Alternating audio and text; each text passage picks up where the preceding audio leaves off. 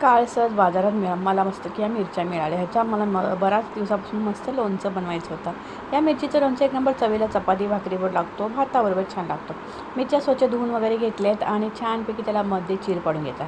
इथे मग सगळं धनापूड घेतलेले, सगळे खडे मसाले मी बारीक करून घेतले. त्यात मेथीदाणे, मिरी, लवंग वगैरे टाकून छानपैकी पूड करून घेतलेले आणि तो तिखट मसाला वगैरे घेतला आहे, मीठ घेतलेला आहे. तर इथं बघा सगळा मसाल्याचा छान पूड करून घेतलेले आहे. थोडेसे धने, मेथीदाणे वगैरे टाकले ना, मोहरीची वगैरे पूड करून घेतलेले. इथे राईचं तेल घेतलेलं आहे, म्हणजे मोहरीचं तेल घेतलेलं आहे. तुम्ही कुठलाही तेल वापरू शकता. मोहरीच्या तेलाने ह्या लोणच्याला चव खूप छान येते. सगळं मिक्स करून घ्यायचं आहे. मस्त मिरचीला मध्ये चीर पाडून घ्यायचे आणि मिरचीला चीर पाडून घेतली ना की हा सगळा मसाला त्याच्यामध्ये भरून घ्यायचा. सगळा मिक्स करून घ्यायचा आहे. सगळा मसाले, खडे मसाले वगैरे सगळे त्याचं बारीक पूड केले आणि ते सगळं मस्त की बारीक करून मस्त घेतलेलं आहे आणि मिक्स करून मस्त मिरचीमध्ये भरून घ्यायचं आहे. सगळं भरलं की राहिलेला मसाला त्याच्यावर मस्त बुरबुरायचं आणि त्याच्यावर टाकायचं आहे मस्त मोहरीचं म्हणजे राईचं तेल.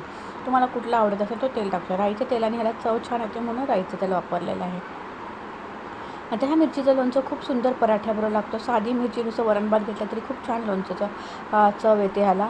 आता सगळं भरून घेतलेलं आहे आणि सगळं भरून झालं की थोडंसं मस्त की थोडं राईचं तेल त्याच्यामध्ये मसाल्यामध्ये तुम्ही टाकू शकता आणि छान भरून घ्यायचं. सगळं छान भरलं की मस्त मिरचीचं लोणचं तुमचं तयार होतो.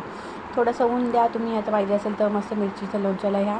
नाही द्यायचं असेल तर नुसतं मस्त रूम टेम्परेचरला बरणी ठेवायची आणि छान असं हा मिरचीचं लोणचं तयार होतं. सगळं मिक्स झालेलं आहे. आता इथं मस्त एक बरणी घेते, त्याला थोडंसं खडा मीठ लावून घेतलेलं आहे मी.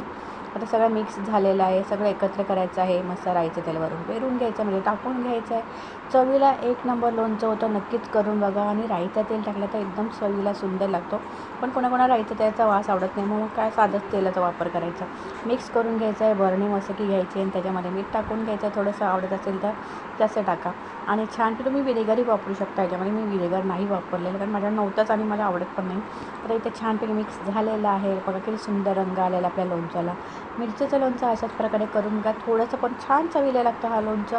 आता बरणीमध्ये भरून घेतलेलं आहे आणि थोडंसं रूम टेम्परेचरला 2 दिवस मी बाहेर ठेवलं, मग फ्रीजमध्ये ठेवायचं म्हणजे खराब होत नाही. कमी जास्त तेल तुमच्यावर आहे, तुम्हाला पाहिजे असेल जास्त टाका. मी थोडंसं टाकलेलं नॉर्मल आणि मग नंतर मी हा सगळा मुरल्यानंतर थोडंसं आणखीन वरून तेल टाकलेलं आहे.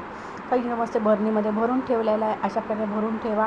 पाहिजे तेव्हा तुम्ही काढून घ्या असं लोणचं.